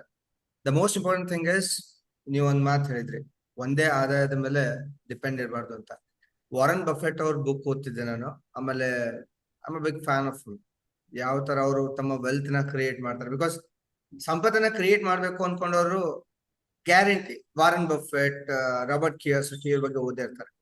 ನೀರಿನ ಆಳನ 2 ಕಾಲಿಂದ ಅಳಿಬಾರ್ದು ಅಂತ ಹೇಳ್ತಾರೆ. ಡೋಂಟ್ ಲೈ all of your eggs in one basket ಅಂತ ಹೇಳ್ತಾರೆ. ಕರೆಕ್ಟ್. ಸೊ ಈ ಸೇಯಿಂಗ್ಸ್ ನಾನು ಪದೇ ಪದೇ ಕೇಳಿದ್ದೀನಿ. ಡೆಫಿನೆಟ್ಲಿ ಇವತ್ತಿನ ಡೇಟ್ ಅಲ್ಲಿ ಒಂದೇ ಆದಾಯದ ಮೇಲೆ ಡಿಪೆಂಡೆಂಟ್ ಆದಾಗ ಡೆಫಿನೆಟ್ಲಿ ಎಲ್ಲೋ ಒಂದ್ ಕಡೆ ಆ ಭಯ ಯಾವತ್ತೂ ಕಾಡ್ತಾ ಇರುತ್ತೆ, ಅಭದ್ರತೆ ಕಾಡ್ತಾ ಇರುತ್ತೆ. ಸೊ ಹೀಗೆ ಆಗ್ಬಾರ್ದು ಅಂದ್ರೆ financial planning is very very important. ನಾನು ಫೈನಾನ್ಷಿಯಲ್ ಪ್ಲಾನಿಂಗ್ಗೆ ಆಮೇಲೆ ಬರ್ತೀನಿ. ಬಟ್ ಮೊದಲು ಸಾಕಷ್ಟು ಜನರಿಗಿರುವಂತ ಒಂದು ಪ್ರಶ್ನೆ, ಅದಕ್ಕೆ ಉತ್ತರ ತಿಳ್ಕೊಳ್ಳೋದಕ್ಕೆ ಇಷ್ಟಪಡ್ತೇನೆ. ದುಡ್ಡು ದುಡ್ಡು ಅಂದ ತಕ್ಷಣ ಓಕೆ, ಇದು ತುಂಬಾ ಕಷ್ಟದ ಕೆಲಸ, ದುಡ್ಡು ಮಾಡೋದು ಕಷ್ಟ. ಯಾರ್ಯಾರು ಶ್ರೀಮಂತರಾಗಿರ್ತಾರೆ ಅವರೆಲ್ಲ ಅಡ್ಡದಾರಿ ಹಿಡಿದೇ ಶ್ರೀಮಂತರಾಗಿರ್ತಾರೆ, ಅಥವಾ 2 ನಂಬರ್ 2 ನಂಬರ್ ದಂಧೆ ಮಾಡೇ ಶ್ರೀಮಂತರಾಗಿರ್ತಾರೆ ಅನ್ನೋ ಒಂದು ಮನೋಭಾವನೆ ಇದೆ. ಈ ಕಾರಣಗಳಿಂದಾಗಿ ಅದೆಷ್ಟೋ ಸಲ ಪೊಟೆನ್ಶಿಯಲ್ ಇದ್ರೂ ಕೂಡ ಜನರಿಗೆ ದುಡ್ಡು ಮಾಡೋದಕ್ಕೆ ಸಾಧ್ಯ ಆಗ್ತಿರಲ್ಲ. What is money mind set? First ಮೊದಲು ಈ ಮೈಂಡ್ ಸೆಟ್ ನ ಹೇಗೆ ತಗೊಂಡ್ ಬರ್ಬೇಕು, ಆಮೇಲೆ ಮನಿ ಮೈಂಡ್ ಸೆಟ್ ಅಂದ್ರೆ ಏನು, ದಯವಿಟ್ಟು ಇದ್ರ ಬಗ್ಗೆ ಸ್ವಲ್ಪ ಹೇಳಿ. ಓಕೆ, ಖಂಡಿತವಾಗಿಯೂ. ನಾವು ಹೇಳ್ಕೋಬಹುದು, ನಾವೆಲ್ಲ ಒಂದೇ ಬಡವರು, ಇಲ್ಲ ಮಧ್ಯಮ ವರ್ಗದವರು, ಶ್ರೀಮಂತರು, ಈ 3 ಕ್ಯಾಟಗರಿ ಇರುತ್ತೆ. ಶ್ರೀಮಂತರಿಗೆ ಎನಿವೆ ಒಂದೇ, ಅವರು ಕೆಲಸ ಮಾಡ್ಕೊಂಡು ಕಷ್ಟಪಟ್ಟು ದುಡಿದು ಕೆಲಸ ಮಾಡಿ ಸಂಪಾದನೆ ಮಾಡಿರೋರು ಎಷ್ಟೋ ಜನರು ಇದ್ದಾರೆ. ಈಗ ನಾನು ನನ್ನ ಕೆಲವು ಪಾಡ್ಕಾಸ್ಟ್ ಗಳನ್ನ ಮಾಡ್ತಾ ಇದ್ದೇನೆ ಕೆಲವು ಸಕ್ಸಸ್ಫುಲ್ ಜನರ ಜೊತೆಗೆ. ಅವ್ರದ್ದು ಸ್ಟೋರಿ ಕೇಳಿದ್ರೆ like it is very very enlightenment ಅಂತ ಹೇಳಿದ್ರೆ ಅವರು ಕಷ್ಟಪಟ್ಟು ಮೇಲಕ್ಕೆ ಬಂದಿರೋರು. ನಮ್ಮ ಮನೋಭಾವನೆ ಏನಿದೆ, ಓಕೆ ಎಲ್ಲಾ 2 ನಂಬರ್ ದಂಧೆ ಮಾಡ್ಕೊಂಡು ಬಂದ ಅಲ್ಲ. ಯಾಕಂದ್ರೆ ಇವತ್ತು ನೀವು ಎಷ್ಟೋ ರತನ್ ಟಾಟಾ ಅಂತವ್ರು, ಅಥವಾ ನೀವು ಇವನ್ ಧೀರುಭಾಯಿ ಅಂಬಾನಿಯನ್ನ ತಕೊಳ್ಳಿ. ಈಗ ಮುಖೇಶ್ ಅಂಬಾನಿ, ಅನಿಲ್ ಅಂಬಾನಿಗೆ ಅವ್ರ ತಂದೆಯಿಂದ ಬಂದಿರುವಂತದ್ದು. ಬಟ್ ಧೀರುಭಾಯಿ ಅಂಬಾನಿ, ನಾನು ಈ ಕಥೆಯನ್ನ ಹೇಳಲಿಕ್ಕೆ ಇಷ್ಟಪಡ್ತೇನೆ. ಯಾಕಂತ ಹೇಳಿದ್ರೆ ಧೀರುಭಾಯಿ ಅಂಬಾನಿ ಹೊರಗಡೆ ದೇಶದಲ್ಲಿ, ಫಾರಿನ್ ಕಂಟ್ರೀಸ್ ಅಲ್ಲಿ ಕೆಲಸ ಮಾಡೋದಿಕ್ಕಂತ ಹೋಗಿದ್ರು. ನನಗೂ ಯಾರೋ ಹೇಳಿರೋ ಕತೆ, ನಾನು ಓದಿರೋದು ಕೂಡ. ಅವ್ರು ಅಲ್ಲಿಗೆ ಹೋದಾಗ ಸೊ ಅವರು ಒಂದು ರೂಮ್ ಅಲ್ಲಿ ಚಿಕ್ಕ ಕೋಣೆ, ನಿಮ್ಗೆ ಗೊತ್ತಿರ್ಬೋದು ಫಾರಿನ್ ಕಂಟ್ರೀಸ್ ಅಲ್ಲೆಲ್ಲ ನಾವು ಅನ್ಕೋತೇವೆ ಚೆನ್ನಾಗಿದೆ ಅಂತ, ಬಟ್ ಫಸ್ಟ್ ಗೆ ಯಾರು ಹೋಗ್ತಾರೆ ಅವ್ರು ತುಂಬಾ ಕಷ್ಟ ಪಡ್ತಾರೆ ಅಲ್ಲಿ. ಆ 4-5 ಜನ ಫ್ರೆಂಡ್ಸ್ ಇದ್ರಂತೆ ಒಂದು ಕೋಣೆಯಲ್ಲಿ. ಆ ಕೋಣೆಯಲ್ಲಿ ಫ್ರೆಂಡ್ಸ್ ಇದ್ದವರು ಕೆಲ್ಸಕ್ಕೆ ಹೋಗ್ತಾ ಇದ್ರು, ವಾಪಸ್ ಬಂದು ಆ ಕೋಣೆಯಲ್ಲಿ ಇರ್ತಾ ಇದ್ರಂತೆ. ಅವ್ರು ಸಿಗರೇಟ್ ಸೇರ್ತಾ ಇದ್ರು ಅವರ ಫ್ರೆಂಡ್ಸ್. ಸೊ ಅವ್ರು ಸಿಗರೇಟ್ ಸೇದಿ ಇದನ್ನು ಬಿಸಾಕ್ತಾ ಇದ್ರು, ಅಲ್ಲಿ ತುಣುಕು ಸಿಗುತ್ತೆ ಲಾಸ್ಟ್ಗೆ. ಸೊ ಇವ್ರು ಏನ್ ಮಾಡ್ತಾ ಇದ್ರು, ಧೀರುಭಾಯಿ ಅಂಬಾನಿ ಆ ಗೋಡೆಯಲ್ಲಿ ಆ ರೂಮ್ ಅಲ್ಲೆಲ್ಲ I am wealthy, I am wealthy, I am wealthy ಅಂತ ಯಾವಾಗ್ಲೂ ಬರೆಯೋರಂತೆ. ಸೊ ಅದನ್ನ ನೋಡ್ಬಿಟ್ಟು ಅವರ ಫ್ರೆಂಡ್ಸ್ ಕೇಳ್ತಾರಂತೆ, ಅಯ್ಯೋ ನಿನ್ಗೇನ್ ಚಿಡ್ದಿದ್ಯಾ ಏನೋ, ನೀನ್ ಈ ತರ ಬರೆದ್ರೆ ನಮ್ಮನ್ನೆಲ್ಲ ಅವರು ಹೊರಗಡೆ ಓಡಿಸ್ಬಿಡ್ತಾರೆ, ನೀನ್ ಈ ತರ ಎಲ್ಲ ಮನೆ ಹಾಳು ಮಾಡ್ತಾ ಇದೀನಿ ಅಂತ. ಅವ್ರು ಅದನ್ನ ಏನು ಕೇರ್ ಮಾಡದೆ ಸೊ ಅವ್ರು ಅದನ್ನ ಬರೀತಾ ಹೋದ್ರು. ಸೊ ವಾಟ್ ಇಟ್ ಸೇಸ್ ಅಂತ ಹೇಳಿದ್ರೆ, ಅವರಿಗೆ ವೆಲ್ದಿ ಆಗ್ಬೇಕು, ಶ್ರೀಮಂತರಾಗ್ಬೇಕು ಎನ್ನುವಂತ ಮೂಲ ಆಲೋಚನೆ ಅವರಲ್ಲಿ ಇದ್ದಿತ್ತು. ಬಟ್ ಅವರ ಫ್ರೆಂಡ್ಸ್ಗೆ ಇರ್ಲಿಲ್ಲ. ಅವ್ರೇನ್ ಅನ್ಕೋತಾ ಇದ್ರು, ಇವನೇನು ಹುಚ್ಚ ಇರ್ಬೇಕು, ಇವನಿಗೇನೋ ತಲೆ ಸರಿ ಇಲ್ಲ ಅಂತ ಇರ್ಬೇಕು, ಆತರ ಯೋಚನೆ ಮಾಡ್ತಾ ಇದ್ರು ಅವರು. ಸೊ ಅದಕ್ಕೆ may be I don't know where are they, but you know where is Dhirubhai Ambani today. ಅವ್ರು ಏನು ವೆಲ್ತ್ ಕ್ರಿಯೇಷನ್ ಮಾಡಿದ್ದಾರೆ, ಅವರ ಮಕ್ಕಳಿಗೆ ಕೊಟ್ಟಿರ್ಬೋದು, ಲೆಗಸಿ ಟ್ರಾನ್ಸ್ಫರ್ ಮಾಡಿದ್ದಾರೆ. ಇವತ್ತು ಭಾರತದಲ್ಲಿ ಎಷ್ಟೋ ಜನ ಅವರ ಕಂಪನಿಯಿಂದಾಗಿ ಒಂದು ಹೊತ್ತಿನ ಕೂಲಿ ಏನಿದೆ ಅದನ್ನ ತಕೋತಾ ಇದ್ದಾರೆ. ಅಂದ್ರೆ ಅವ್ರಿಗೆ ಏನ್ ಇವತ್ತು ಸಿಗ್ತಾ ಇದೆ ಅದು ಎಷ್ಟೋ ಜನ, ಲಕ್ಷ ಗಟ್ಲೆ ಜನ ಅವರ ಕಂಪನಿಯಿಂದ ಸಿಗ್ತಾರೆ. It is not only making money, it is what you are giving back to your society. ಹೆಚ್ಚಿನವ್ರು ಅನ್ಕೊಳ್ಳೋದಿದೆ, ಓ ನಾನ್ ಹಣ ಮಾಡಿದ ಕೂಡಲೇ ನನ್ಗೆ ಏನೇನೋ ಅನ್ಕೋತಾರೆ, ಸೊ ನಾನು ಹಣ ಮಾಡಬಾರ್ದು. ಹಣ ಮಾಡೋದು ತಪ್ಪಲ್ಲ. ನಿನ್ನೆನೆ ನಾನು ಸಂತೋಷ್ ಹೆಗಡೆ, ನಮ್ಮ ಆನರೇಬಲ್ ಜಸ್ಟಿಸ್ ಸಂತೋಷ್ ಹೆಗಡೆ ಇದ್ರು, ಅವರೊಂದು ಪ್ರೋಗ್ರಾಮ್ ಅಲ್ಲಿ ಬಂದಿದ್ರು, ಅಲ್ಲಿ ಮೀಟ್ ಮಾಡಿದೆ ಅವರನ್ನು. ಅವ್ರು ಹೇಳ್ತಾ ಇದ್ರು, ಸಿ ಇವತ್ತು ಎಲ್ರಿಗೂ ಹಣ ಬೇಕು, ಪವರ್ ಬೇಕು, ಬಟ್ ಹಣ ಮತ್ತೆ ಪವರ್ ಬರುತ್ತೆ. ಹೆಚ್ಚಿನವರು ಆ ಹಣನ ನೀವ್ ಹೇಳ್ದಂಗೆ ಎರಡು ಇದ್ರಲ್ಲಿ ಮಾಡ್ತಾ ಇದ್ದಾರೆ. ಹಣ ಮಾಡೋದು ತಪ್ಪಲ್ಲ, ಬಟ್ ಹಣನ ನೀವು ಹೇಗ್ ಮಾಡ್ತೀರಿ ಅನ್ನುವಂಥದ್ದು ತುಂಬಾ ಇಂಪಾರ್ಟೆಂಟ್. ಸೊ ನಾವು ಆ ಬೀಜ ಬಿತ್ತೋವಾಗ್ಲೇ, ಅಂದ್ರೆ ನಮ್ಮ ಸಬ್ ಕಾನ್ಶಿಯಸ್ ಮೈಂಡ್ ಅಂತ ಏನಿದೆ, ಆ ಸಬ್ ಕಾನ್ಶಿಯಸ್ ಮೈಂಡ್ ಅಲ್ಲಿ ಬೀಜ ಹಾಕ್ಬೇಕು. That is a first step for the wealthy mind set. ನನ್ಗೆ ಶ್ರೀಮಂತ ಆಗ್ಬೇಕು ಎನ್ನುವಂತ ಆಸೆ ಇದೆಯಲ್ಲ, ದಟ್ ಈಸ್ ಮೋಸ್ಟ್ ಇಂಪಾರ್ಟೆಂಟ್. ಹೆಚ್ಚಿನವರಿಗೆ ಹೋಗಿ ಕೇಳಿ ಊರಲ್ಲೆಲ್ಲ, ಹಣ ನಮ್ಗ್ ಬೇಡಪ್ಪ, ನಾಳೆ ಯಾರೋ ಪೊಲೀಸ್ ಬರ್ತಾರೆ, IT ರೇಡ್ ಮಾಡ್ತಾರೆ, ಆತರ ಅನ್ಕೋತಾರೆ. ಆಕ್ಚುಲಿ ಅವ್ರ ಹತ್ರ ತುಂಬಾ ಪೊಟೆನ್ಶಿಯಲ್ ಇರತ್ತೆ. ಅವ್ರು ಯಾವುದು ಆ ಸಾಮಾಜಿಕ ಕಟ್ಟಳೆಗಳಿಗೆ ಒಳಗಾಗಿ ಅವ್ರು ಅದನ್ನು ಹೊರ ತರೋದಿಕ್ಕೆ ಬಯಸೋದಿಲ್ಲ. So I think mind set starts from your subconscious mind with a small seed, whatever it may be. I am abundant. ನಾನು ನಿಮ್ಮ ಹಿಂದ್ಗಡೆ ನಿಮ್ಮ ಬೋರ್ಡ್ ಅಲ್ಲಿ ನೋಡ್ತಾ ಇದ್ದೇನೆ, ಲೈಕ್ ಇಟ್ ಸೇಸ್ ಲೈಕ್ ನಾವು ನೀವ್ ಏನಕ್ಕೆ ಹಾಕಿದ್ದೀರಿ, because it reminds you every time that what you want to become in your life. ನಿಮ್ಮ ಜೀವನದಲ್ಲಿ ಏನ್ ಆಗ್ಬೇಕು ಅಂತ ಆಸೆ ಇದೆ, that you have to put, and automatically ನೀವು ಹಾಗೆ ಅನ್ಕೊಂಡಾಗೆ ಆಟೋಮ್ಯಾಟಿಕಲಿ ಯೂನಿವರ್ಸ್ ಗೆ ಕನೆಕ್ಟ್ ಆಗತ್ತೆ. ಸೊ ನೀವು ಈ ಕಥೆನೆಲ್ಲ ಅಥವಾ ನೀವು ಈ ತರ ತುಂಬಾ ನೋಡಿರ್ಬೋದು, ಕೇಳಿರ್ಬೋದು ಜನರು ಕೂಡ. ನೀವು ಯಾವ ರೇಡಿಯೋನ ಆನ್ ಮಾಡ್ತೀರಾ ಅದೇ ಕನೆಕ್ಟ್ ಆಗತ್ತೆ. ಬೇರೆ 93.5 ಮಾಡಿದ್ರೆ 94 ಆಗೋದಿಲ್ಲ, 93.5 ಆಗೋದು. ಸೊ ಅದೇ ತರ ನೀವು ಯೂನಿವರ್ಸ್ಗೆ ಏನ್ ಸಂದೇಶ ಕಳಿಸ್ತೀರಾ ಅದೇ ನಿಮ್ಗೆ ಕೊಡುತ್ತೆ, ಬೇರೆದನ್ನು ಯಾವುದನ್ನು ಕೊಡೋದಿಲ್ಲ. ಹಾಗಾಗಿ ಫಸ್ಟ್ ಯುವರ್ ಥಾಟ್ ಪ್ರಾಸೆಸ್, ಆಮೇಲೆ ಬಿಲೀವ್ ಮಾಡ್ಬೇಕು ಮೈಂಡ್ ಸೆಟ್ ಅಲ್ಲಿ. ಓ ನಾನ್ ಶ್ರೀಮಂತ ಆಗ್ಬೇಕು, ಮತ್ತೆ ಹಿಂದ್ಗಡೆ ಹೇಳೋದು ಅದೆಲ್ಲ ನನ್ನಿಂದ ಆಗೋ ಕೆಲಸ ಅಲ್ಲ, ಅದೆಲ್ಲ ಮೇ ಬಿ ವೀರೇಶ್ಗೆ ಮಾತ್ರ ಅಪ್ಲಿಕೇಬಲ್ ಆಗುತ್ತೆ, ಅಥವಾ ಮುಖೇಶ್ ಅಂಬಾನಿ ಮಾತ್ರ ಶ್ರೀಮಂತರಾಗ್ತಾರೆ, ನಮ್ಗೆ ಆಗುವಂತದ್ದಲ್ಲ. ಅದು ಬರ್ಲೇಬಾರ್ದು. ಪ್ರತಿಯೊಬ್ಬರಿಗೂ ದೇವರು ಟ್ಯಾಲೆಂಟ್ಸ್ ಕೊಟ್ಟಿದ್ದಾರೆ, ಸ್ಕಿಲ್ಸ್ ಕೊಟ್ಟಿದ್ದಾರೆ, ಟೈಮ್ ಕೊಟ್ಟಿದ್ದಾರೆ, ಎನರ್ಜಿ ಕೊಟ್ಟಿದ್ದಾರೆ. ಇದಿಷ್ಟನ್ನು ನೀವು ಎಷ್ಟು ಬಳಸ್ಕೊಂಡು ಮಾಡ್ತೀರಾ ಅದು ಇಂಪಾರ್ಟೆಂಟ್. ಸೊ ಅದನ್ನ ಮಾಡ್ಕೊಂಡು ನಿಮ್ಮ ಹತ್ರ ಈಗ ಏನಂತಾರೆ, ನಾನು ಹಾಗೆ ಹೇಳಿದಂತೆ ಫೇತ್, ಸೊ ಭರವಸೆ ಇರ್ಬೇಕು. ಈಗ ನಾವು ದೇವರಲ್ಲಿ ಹೋಗ್ತೇವೆ, ಎಷ್ಟೋ ಜನ ಎವ್ರಿ ಡೇ ಟೆಂಪಲ್ಗೆ ಹೋಗ್ತಾರೆ ಅಲ್ವಾ, ನೀವು ಹೋಗ್ತಿರ್ಬೋದು, ನಿಮ್ ಮನೆಯವರು ಹೋಗ್ತಾರೆ, ಎಲ್ಲರೂ ಹೋಗ್ತಾರೆ. ಬಟ್ ಹರಕೆ ಹೊತ್ತಿರ್ತಾರೆ, ಹೊತ್ತಾದ್ಮೇಲೆ ಎಲ್ರಿಗೂ ಸಿಗತ್ತಾ? ಸಿಗೋದಿಲ್ಲ. ಕೆಲವರದು ಮಾತ್ರ ಹರಕೆ ಪ್ರತಿಫಲಿಸ್ತದೆ, ಅವ್ರಿಗೆ ಸಿಗುತ್ತೆ. ಯಾಕಂತ ಹೇಳಿದ್ರೆ ಅವ್ರು ಅಲ್ಲೂ ಹೋಗೋ ಮೊದ್ಲೇ ಅದೇನೋ ಹೇಳಿಕೊಂಡಿರ್ಬೋದು, ಬಟ್ ಅವರಿಗೆ 100% ಫೇತ್ ಇರುತ್ತೆ, ನಂದಿದು ಏನೋ ಮಾಡಿದೇನೆ ಅದು ಗುಣ ಆಗತ್ತೆ, ಅಥವಾ ನನ್ಗೆ ಪ್ರತಿಫಲ ಸಿಗತ್ತೆ, ನಾನು ಈ ತರ ಇರ್ತೇನಂತ ಮೊದ್ಲೇ ಇಮ್ಯಾಜಿನೇಷನ್ ಮಾಡ್ಕೊಂಡಿರ್ತಾರೆ. ಸೊ ಅದಾದಾಗ ಮಾತ್ರ ಆಗತ್ತೆ. So thought process, believe, then action. ಈಗ ನೀವು ಅಲ್ಲಿ ಹೋಗ್ಬೇಕು ತಾನೆ ಟೆಂಪಲ್ಗೆ, ನಾನು ಹರಕೆ ಹೊತ್ತಿದ್ದೇನೆ, ಈ ತಿಂಗಳಲ್ಲಿ ಬರ್ತೇನಂತ ಹೇಳಿದ್ದೇನೆ, ನೀವು ಅದಕ್ಕೆ ತಯಾರಾಗ್ಬೇಕು, ಹೋಗ್ಬೇಕು, ಆ ಕೆಲಸ ಇದೆ ಅದನ್ನ ಮಾಡ್ಬೇಕು. ಸೊ ಅದೇ ರೀತಿ ಹಣ ಮಾಡೋದು ಕೂಡ ಸುಲಭ, ಕಷ್ಟ ಅಲ್ಲ. ಅಫ್ಕೋರ್ಸ್ ಅಡೆತಡೆಗಳು ಬರುತ್ತೆ, ಬಟ್ ಆ ಅಡೆತಡೆಗಳನ್ನು ಮೀರ್ಕೊಂಡು ನೀವು ಫೈನಲ್ ಡೆಸ್ಟಿನೇಷನ್ ಏನು ಹೋಗ್ತಿರಲ್ವಾ, that is the most important thing. So this is the first step you have to put it here. You can become a rich person, you can become wealthy. So I think I answered a basics of that here. Thank you so much Maria ಅವರೇ, ತುಂಬಾ ಸುಂದರವಾಗಿ ಹೇಳಿದ್ರಿ. Okay, out of my experience I want to add something to this. ಈಗ ನಾನು job ಅಲ್ಲಿದ್ದೆ, full time job ಅಲ್ಲಿದ್ದೆ. ನನಗೆ ಮೊದಲಿಂದಾನು ನನ್ನದಾದಂತ ಸ್ವಂತದ್ದು ಏನಾದ್ರು ಮಾಡ್ಬೇಕು ಅಂತ ಆಸೆ ಇತ್ತು. ನಮ್ದು ಫ್ಯಾಮಿಲಿ ಬಿಸ್ನೆಸ್ ಇದೆ, 72 years ಓಲ್ಡ್ ಟೈಲರಿಂಗ್ ಬಿಸ್ನೆಸ್ ಇದೆ. ನಮ್ಮ ತಂದೆ ಆಲ್ರೆಡಿ ಬಿಸ್ನೆಸ್ ಅಲ್ಲಿ ಏನ್ ಕಷ್ಟ ಇರುತ್ತೆ ಅನ್ನೋದನ್ನ ನೋಡ್ಬಿಟ್ಟಿದ್ದಾರೆ. ಹಾಗಾಗಿ ತಿಂಗಳಾದ್ಮೇಲೆ ಸ್ಯಾಲ್ರಿ ಬರುತ್ತೆ, ಯಾಕೆ ಸುಮ್ಮನೆ ತೊಂದರೆ ತಗೋತೀಯ, ಬಿಸ್ನೆಸ್ ಅಂದ್ರೆ ಕಷ್ಟ ಇರುತ್ತೆ, ಬರ್ಬೇಡ. ಇದೊಂದು ಅವ್ರು ನಾನ್ ಚೆನ್ನಾಗಿರ್ಲಿ ಅಂತ ಹೇಳ್ತಾ ಇದ್ರು.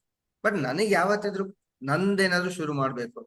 ನೀವೊಂದ್ ಮಾತು ಹೇಳಿದ್ರಿ, ದುಡ್ಡು ಮಾಡೋದು ಬರೀ ದುಡ್ಡು ಮಾಡಿದ್ರೆ ನಾವು ಕೆಟ್ಟವರಾಗಿ ಬಿಡ್ತೀವಿ. ನೋ, ನನಗೆ ಎಷ್ಟಾಗುತ್ತೋ ಅಷ್ಟು ಮ್ಯಾಕ್ಸಿಮಮ್ ಜನಕ್ಕೆ ನನ್ನ ಆಸೆ ಏನಿದೆ ಅಂದ್ರೆ, I want help at least 1 million people before I dye. ನಾನು ಸಾಯೋಕ್ಕಿಂತ ಮೊದಲು ಅಟ್ ಲೀಸ್ಟ್ ಒಂದು 10 ಲಕ್ಷ ಜನರಿಗೆ ನನ್ನಿಂದ ಹೆಲ್ಪ್ ಆಗ್ಬೇಕು ಅಂತ ಆಸೆ. ಬಟ್ ಅದನ್ನ ಮಾಡೋದಕ್ಕೆ ಹೇಗೆ ಸಾಧ್ಯ?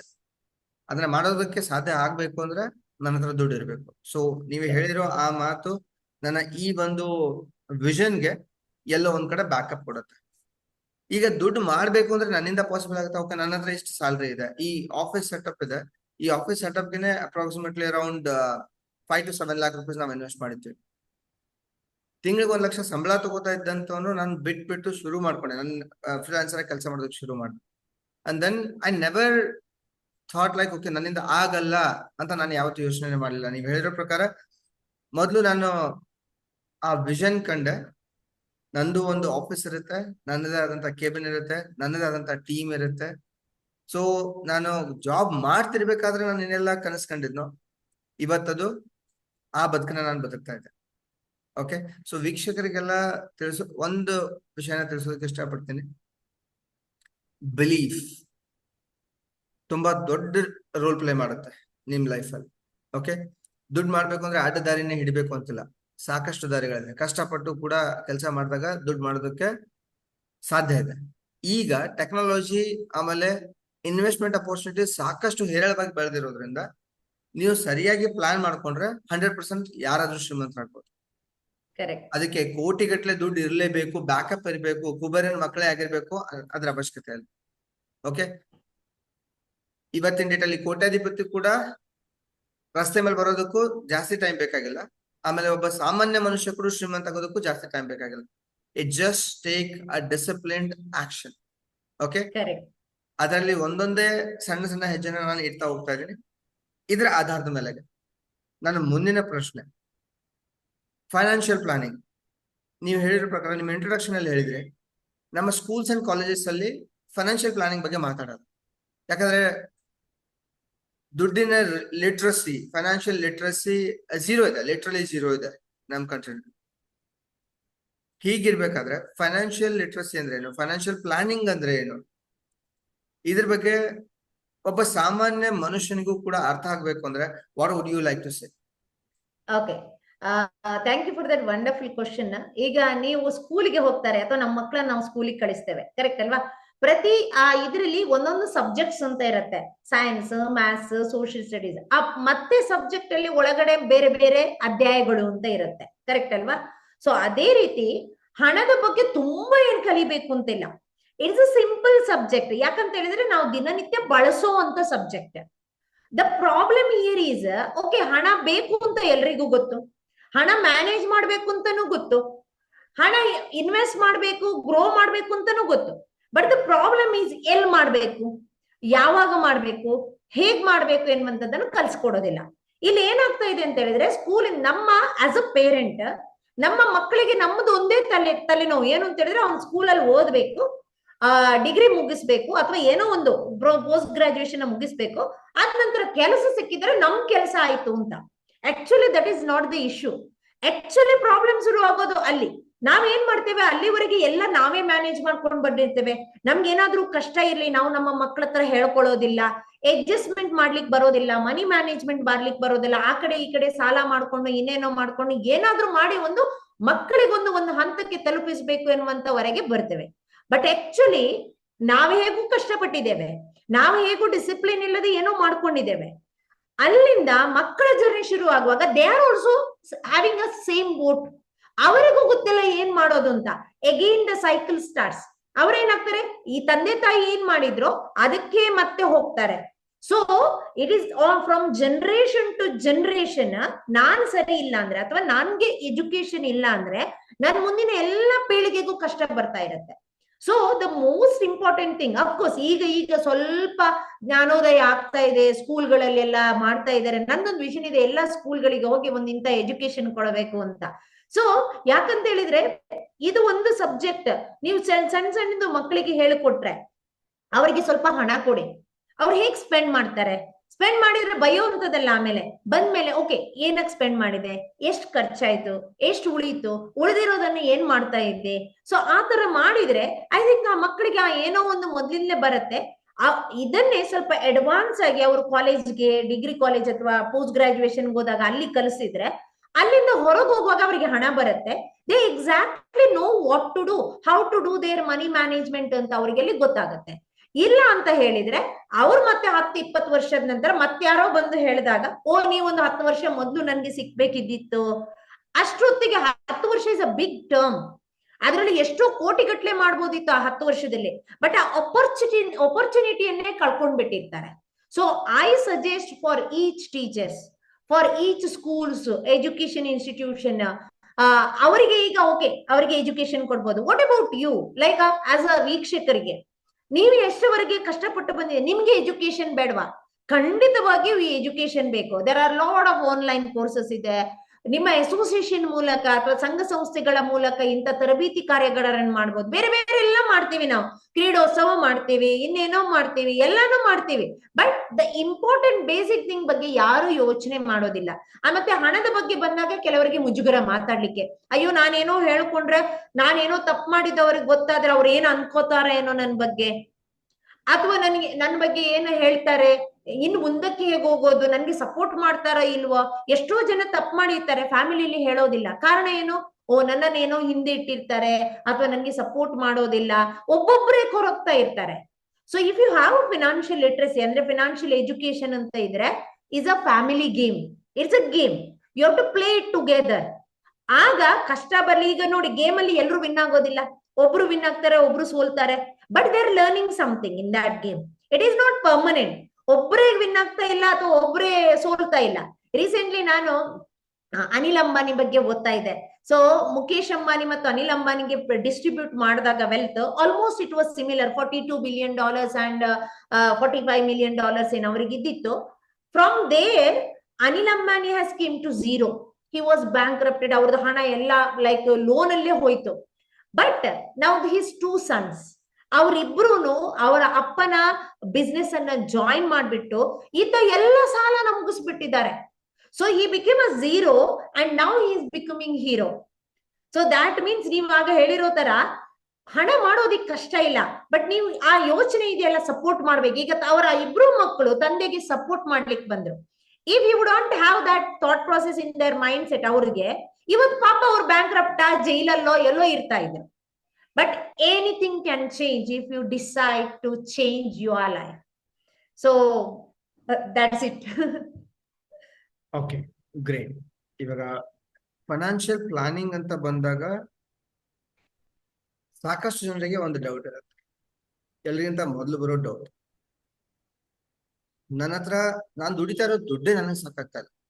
ಫಸ್ಟ್ ಆಫ್ ಆಲ್ ನಾನು ದುಡಿತಾ ಇರೋ ದುಡ್ಡು ನನ್ನ ಡೇ ಟು ಡೇ ಮೂಲಭೂತ ಸೌಕರ್ಯಗಳಿಗೆ, ಅದಕ್ಕೆ ಖರ್ಚಾಗಿ ಹೋಗ್ತಾ ಇದೆ. ನಾನ್ ಶ್ರೀಮಂತ ಆಗ್ಬೇಕು ಅಂದ್ರೆ ನಾನು ಏನ್ ಮಾಡ್ಬೇಕು? ಇದೇ ದೊಡ್ಡ ಪ್ರಶ್ನೆ. ಇವಾಗ ನಾನು ಫೈನಾನ್ಷಿಯಲ್ ಗೋಲ್ ಇಟ್ಕೋಬೇಕು ಅಂದ್ರೆ ನಾನು ಏನ್ ಮಾಡ್ಬೇಕು, ಎಲ್ಲಿಂದ ಶುರು ಮಾಡ್ಬೇಕು? ಈ ಒಂದು ಪ್ರಶ್ನೆ ಪ್ರತಿಯೊಬ್ಬರಿಗೂ ಕಾಡ್ತಾ ಇರುತ್ತೆ. ಸೊ ಹಾಗಾಗಿ ಎಲ್ಲಿಂದ ಶುರು ಮಾಡ್ಬೇಕು ಮತ್ತು ಯಾವ್ಯಾವ ಸ್ಟೆಪ್ಸ್ ಗಳನ್ನ ಅಳವಡಿಸ್ಕೋಬಹುದು, ಇದ್ರ ಮೇಲೆ ತಮ್ಮ ಅಭಿಪ್ರಾಯ. ಸೊ ನೀವೀಗ ಹೇಳಿದ್ರಿ ಫೈನಾನ್ಷಿಯಲ್ ಗೋಲ್ ಹೇಗ್ ಸೆಟ್ ಮಾಡ್ಬೇಕು ಅಂತ. ಸೊ ನಾನೊಂದು ಎಕ್ಸಾಂಪಲ್ ಮೂಲಕ ತಿಳಿಸ್ತೇನೆ. ಅಂದ್ಕೊಳ್ಳಿ, ನೀವು ನಿಮ್ಮ ಪ್ಲೇಸ್ ಇಂದ ಡೆಲ್ಲಿಗೆ ಹೋಗ್ಬೇಕು. ಸೊ ನೀವು ಡೆಲ್ಲಿಗೆ ಹೋಗ್ಬೇಕಿದ್ರೆ ಏನೆಲ್ಲ ಮಾಡ್ತೀರಿ ಹೇಳಿ ನನಗೆ? ನೀವು ಡೆಲ್ಲಿಗೆ ಹೋಗ್ಬೇಕು ಅಂತ ಐಡಿಯಾ ತಲೆಯಲ್ಲಿ ಇದೆ, ಬಟ್ ಏನ್ ಮಾಡ್ತೀರಿ ಅದಕ್ಕೆ? ಫಸ್ಟ್ ಆಫ್ ಆಲ್ ನಾನು ಡೆಲ್ಲಿಗೆ ಹೋಗ್ಬೇಕು ಅಂದ್ರೆ ನಮ್ಮೂರಿಂದ ಹೋಗೋದಕ್ಕೆ ಏನೇನ್ ಆಪ್ಷನ್ ಇದೆ ಅಂತ ಸರ್ಚ್ ಮಾಡ್ತೇನೆ. ಆಮೇಲೆ Okay. ಫಾರ್ ಎಕ್ಸಾಂಪಲ್ ಬಸ್ ಇದೆ, ಟ್ರೈನ್ ಇದೆ, ಫ್ಲೈಟ್ ಇದೆ. ಡೈರೆಕ್ಟ್ ಬಸ್ ಇಲ್ಲ, ಡೈರೆಕ್ಟ್ ಟ್ರೈನ್ ಇಲ್ಲ ಅಂದ್ರೆ ಫ್ಲೈಟಿಗೆ ಹೋಗ್ಬೇಕು. ಬಟ್ ನಮ್ಮೂರಲ್ಲಿ ಫ್ಲೈಟು ಏರ್ಪೋರ್ಟ್ ಇಲ್ಲ ಅಂದ್ರೆ ನಾನು ಮೊದಲು ಏರ್ಪೋರ್ಟ್ ಎಲ್ಲಿವರೆಗೂ ಹೋಗುತ್ತೆ ಅಲ್ಲಿವರೆಗೂ ಹೋಗ್ಬೇಕು, ಅಥವಾ ಬಸ್ಸಿಂದಾನೆ ಯಾವ ಮಾರ್ಗಗಳಿದೆ ಅಲ್ಲಿಗೆ ತಲುಪೋದಕ್ಕೆ ಅನ್ನೋದನ್ನ ರಿಸರ್ಚ್ ಮಾಡ್ಕೋಬೇಕು. ಆಮೇಲೆ ಅದಕ್ಕೆ ಬೇಕಾಗಿರುವಂತ ದುಡ್ಡನ್ನ ಎಷ್ಟು ಖರ್ಚಾಗತ್ತೆ ಅನ್ನೋದನ್ನ ಕೂಡಿಡೋದಕ್ಕೆ ಶುರು ಮಾಡ್ತೀನಿ. ಅದಕ್ಕೆ ನನಗೆ ಎಷ್ಟು ಟೈಮ್ ಬೇಕು ಅನ್ನೋದನ್ನ ನಾನು ಡಿಸೈಡ್ ಮಾಡ್ತೀನಿ. ಸೊ ಇಷ್ಟು ಟೈಮಲ್ಲಿ ಇವಾಗ ನಾನು ಮಾಡ್ತಾ ಇರೋ ಕೆಲಸದಿಂದ ನನಗೆ ಇಷ್ಟು ದುಡ್ಡು ಬರ್ತಾ ಇದೆ, ಇಷ್ಟು ದುಡ್ಡು ನನ್ನ ಹತ್ರ ಸೇವ್ ಮಾಡಿ ಇಟ್ಕೋಬೇಕು ಅಂತಂದ್ರೆ ನಾನು ಡೆಲ್ಲಿಗೆ ತಲುಪೋದಕ್ಕೆ ನನಗೆ ಇಷ್ಟು ಟೈಮ್ ಬೇಕು ಅಂತ ನನಗೆ ಗೊತ್ತಿರುತ್ತೆ. ಅದಕ್ಕಿಂತ ಮುಂಚೆನೆ ನಾನು ತಲುಪಬೇಕು ಅಂದ್ರೆ ಇನ್ನೊಂದೇನಾದ್ರೂ ಎಕ್ಸ್ಟ್ರಾ ಕೆಲಸ ಮಾಡಿ ನಾನು ಆ ಗೋಲ್ನ ಬೇಗ ಅಚೀವ್ ಮಾಡ್ಬೋದಾ? ಇಲ್ಲ. ನನ್ನ ಸ್ಟ್ರಾಟಜಿ ಇದಾಗಿರುತ್ತೆ. Yes, thank you so much. ನಿಮ್ಮ ಆನ್ಸರ್ ಅಲ್ಲೇ ಇದೆ. ಯಾಕಂತ ಹೇಳಿದ್ರೆ ಇಲ್ಲಿ ನಾವು ಮನುಷ್ಯರದ್ದು ಮೇನ್ ಪ್ರಾಬ್ಲಮ್ ಅಂತ ಹೇಳಿದ್ರೆ ಎಲ್ಲೋ ಟ್ರಾವೆಲ್ ಹೋಗ್ಬೇಕು, ಒಂದ್ ದೇವಸ್ಥಾನಕ್ಕೆ ಹೋಗ್ಬೇಕು, ಅಥವಾ ಇನ್ನೇನೋ ಒಂದು ಮನೆಯಲ್ಲಿ ಪ್ರೋಗ್ರಾಮ್ ಇದೆ, ಅದಕ್ಕೆಲ್ಲ ಅದ್ದೂರಿಗೆ ತಯಾರಿ ಮಾಡ್ತಾರೆ. ಅಂತ ಹೇಳಿದ್ರೆ ಎಲ್ಲ ಪ್ಲಾನಿಂಗ್ ಕರೆಕ್ಟ್ ಮಾಡ್ತಾರೆ. ಈಗ ನಿಮ್ಮ ಆನ್ಸರ್ ಅಲ್ಲಿ ಎಕ್ಸಾಕ್ಟ್ಲಿ ಇದೆ. That is what we have to do in a financial planning. First ನಿಮಗೆ ಗೊತ್ತಿರ್ಬೇಕು ಎಲ್ಲಿಗೆ ಹೋಗ್ಬೇಕು. ಸೊ ನಾನು ಫಿನಾನ್ಷಿಯಲ್ ಟರ್ಮ್ಸ್ ಅಲ್ಲಿ ಹೇಳೋದಿದ್ರೆ ಫಸ್ಟ್ ನಿಮ್ಮ ಗೋಲ್ಸ್ ಏನು ಅಂತ ಗೊತ್ತಿರ್ಬೇಕು. ನಿಮ್ಗೆ ಡೆಲ್ಲಿಗೆ ಹೋಗೋದು is your goal. So same way ನನ್ನ ಗೋಲ್ ಮೇ ಬಿ ನನಗೆ 10 ವರ್ಷದಲ್ಲಿ ರಿಟೈರ್ ಆಗ್ಬೇಕು. That is one goal. May be ನನ್ಗೆ 2 ಮಕ್ಕಳಿದ್ದಾರೆ. ಆ 2 ಮಕ್ಕಳ ಗ್ರಾಜುಯೇಷನ್ಗೆ ಒಂದು ಈಗಿನ ಪರಿಸ್ಥಿತಿಯಲ್ಲಿ 50 ಲಕ್ಷ ಹಣ ಬೇಕು. ಸೊ ಇವತ್ತು 50 ಲಕ್ಷ ಅಂತ ಹೇಳಿದ್ರೆ ಈಗ ಗ್ರಾಜುಯೇಷನ್ ಮಾಡಿಸೋದಿಲ್ಲ ನಾನು. ಒಬ್ಬನಿಗೆ ಒಂದು 10 ವರ್ಷ ಇದೆ, ಇನ್ನೊಬ್ಬನಿಗೆ ಒಂದು 12 ವರ್ಷ ಇದೆ. ಓಕೆ, 12 ವರ್ಷ ನಂತರ ಅಥವಾ 10 ವರ್ಷ ನಂತರ ಇವತ್ತಿನ 50 ಲಕ್ಷ ಎಷ್ಟಾಗತ್ತೆ ಅದು ಪ್ಲಾನ್ ಮಾಡ್ಕೋಬೇಕು ನಾನು. ಅದಾದ ನಂತರ ಓಕೆ ನನ್ಗೆ ಗೊತ್ತಾಯ್ತು ಇಷ್ಟು ಹಣ ಮಾಡ್ಬೇಕು ಅಂತ. ಈಗ ಇಷ್ಟು ಹಣ ಮಾಡ್ಬೇಕಿದ್ರೆ ನಾನು ಹಣನ ಮಾಡೋದು ಹೇಗೆ ಅದನ್ನ ಪ್ಲಾನ್ ಮಾಡ್ಕೋಬೇಕು. ಅಥವಾ ನನ್ನ ಹತ್ರ ಹಣ ಇದೆ ಅಂತ ಹೇಳಿದ್ರೆ ಆ ಹಣನ ಎಲ್ಲಿ ಹಾಕೋಬೇಕು. ಈಗ ನೀವು ಬೇರೆ ಬೇರೆ ಸೋರ್ಸಸ್ ಆಫ್ ಟ್ರಾನ್ಸ್ಪೋರ್ಟ್ ಇದೆ. ಬಸ್ ಅಲ್ಲೂ ಹೋಗ್ಬೋದು, ನಿಮಗೆ ಈವನ್ ಟ್ರೈನ್ ಅಲ್ಲೂ ಹೋಗ್ಬೋದು, ಫ್ಲೈಟ್ ಅಲ್ಲೂ ಹೋಗ್ಬೋದು. ಈಗ you have option. So similarly ಇಲ್ಲಿ ನಮ್ಗೆ ಇನ್ವೆಸ್ಟ್ ಮಾಡೋದಿಕ್ಕೆ you have lot of option. There is FD, there is insurance, there is mutual fund, there is stocks, there is crypto, investments ಇದೆ. ಕೆಲವೊಮ್ಮೆ ಸ್ಟಾರ್ಟ್ಅಪ್ಸ್ ಅಲ್ಲಿ ಇನ್ವೆಸ್ಟ್ ಮಾಡ್ತಾರೆ, ಬಿಸ್ನೆಸ್ ಸ್ಟಾರ್ಟ್ ಮಾಡ್ತಾರೆ. there are various ways. But ಈಗ ನಿಮ್ಗೆ ಯಾವುದ್ರಲ್ಲಿ ಮಾಡಿದ್ರೆ, ಈಗ 12 ವರ್ಷ ಇದೆ ಅಂತ ಹೇಳಿದ್ರೆ ನನಗೆ ಯಾವುದ್ರಲ್ಲಿ ಹಾಕಿದ್ರೆ 12 ವರ್ಷ ಇನ್ವೆಸ್ಟ್ ಮಾಡಿದ್ರೆ ನನ್ಗೆ ಇಷ್ಟು ಹಣ ಬರುತ್ತೆ ಅದನ್ನು ಪ್ಲಾನ್ ಮಾಡ್ಕೋಬೇಕು. So you are selecting the right instrument. ನಿಮ್ಗೆ ಬೇಗ ಡೆಲ್ಲಿ ತಲುಪಬೇಕಾ, you how to catch a flight. ನಿಮ್ಗೆ ಓಕೆ ನನಗಿನ್ನೂ ಟೈಮ್ ಇದೆ, ಆರಾಮಾಗಿ ನಾನು ಟ್ರೈನ್ ಅಲ್ಲಿ ಹೋಗ್ತಾ ಹೋಗ್ತಾ ನಾನು ಕೆಲಸ ಮಾಡ್ಕೊಂಡು ಹೋಗ್ತಾ ಇದ್ದೇನೆ, you can go by a train. ನಿಮ್ಗೆ ಕಮ್ಮಿ ಆಗತ್ತೆ ಹಣ ಅಂದ್ರೆ ನೀವು ಹೂಡಿಕೆ ಮಾಡೋದು ಕಮ್ಮಿ ಆಗತ್ತೆ, ತಲುಪೋದು ಸ್ವಲ್ಪ ಟೈಮ್ ಇದೆ ನಿಮ್ಮ ಹತ್ರ. Same way in financial journey also you have to first decide what is your goal. Goals decide ಮಾಡಿ ಆದ್ಮೇಲೆ ಸೆಕೆಂಡ್ ನಿಮ್ಗೆ ಯಾವಾಗ ತಲುಪಬೇಕಂದ್ರೆ ಯಾವಾಗ ಅಚೀವ್ ಮಾಡ್ಬೇಕು ಅದನ್ನ ಡಿಸೈಡ್ ಮಾಡ್ಕೋಬೇಕು. ಥರ್ಡ್, ನನ್ಗೆ ಆ ಗೋಲ್ ಅಚೀವ್ ಮಾಡ್ಬೇಕಿದ್ರೆ ಎಷ್ಟು ಹಣ ಬೇಕು ಅದು ಡಿಸೈಡ್ ಮಾಡ್ಕೋಬೇಕು. ಯಾವ ಟೈಮ್ ಎಷ್ಟು ಅವಧಿ ಇದೆ ನನ್ನ ಹತ್ರ ಅದು ಡಿಸೈಡ್ ಮಾಡ್ಕೋಬೇಕು. Then I have to decide ಇದೆಲ್ಲ ಆಗ್ಬೇಕಿದ್ರೆ ಯಾವ ಇನ್ಸ್ಟ್ರೂಮೆಂಟ್ ಅಲ್ಲಿ ಇನ್ವೆಸ್ಟ್ ಮಾಡ್ಕೋಬೇಕು ಅದನ್ನ ಡಿಸೈಡ್ ಮಾಡ್ಕೋಬೇಕು.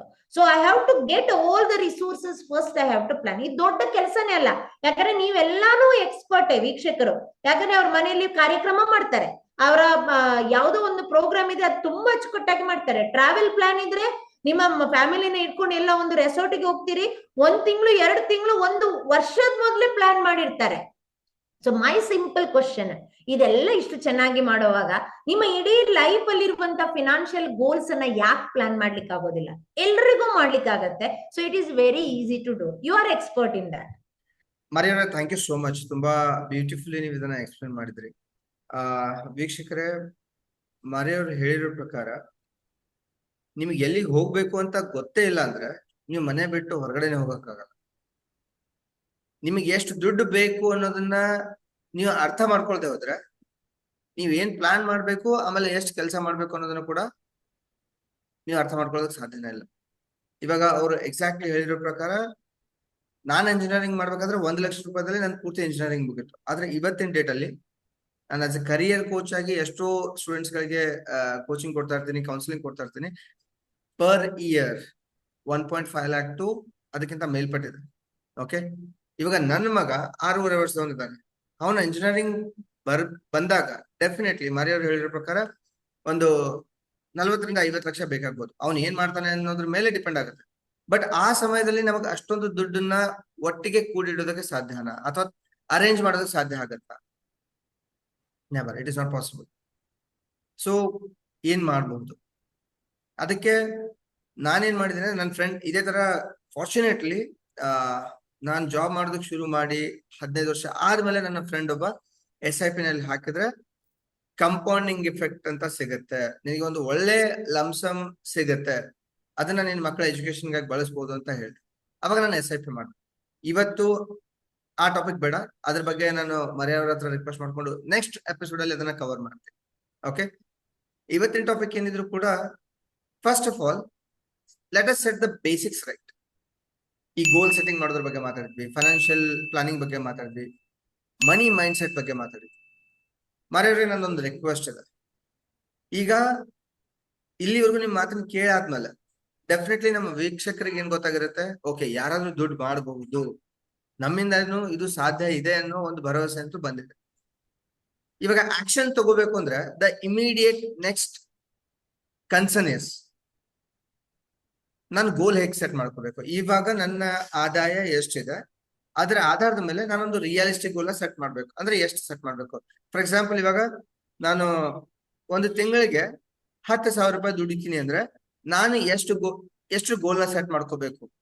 ನಾನು ಒಂದು ತಿಂಗಳಿಗೆ 10,000 ದುಡಿತಾ ಇದೀನಿ ಅಂದ್ರೆ ಒಂದು ವರ್ಷದಲ್ಲಿ ನಾನು ಒಂದು ತಿಂಗಳಿಗೆ 1 ಲಕ್ಷ ಸಂಪಾದನೆ ಮಾಡುವಂತ ಗೋಲ್ ಇಟ್ಕೋಬಹುದಾ, ಇಟ್ಕೋಬಾರ್ದಾ? ಅಥವಾ ನಾನು ಮುಂದಿನ 10 ವರ್ಷದಲ್ಲಿ ನಾನು 1 ಕೋಟಿ ಸಂಪಾದನೆ ಮಾಡ್ಬೇಕು ಒಂದು ತಿಂಗಳಿಗೆ, ಅದನ್ನ ಇಟ್ಕೋಬಹುದಾ, ಇಟ್ಕೋಬಾರ್ದಾ?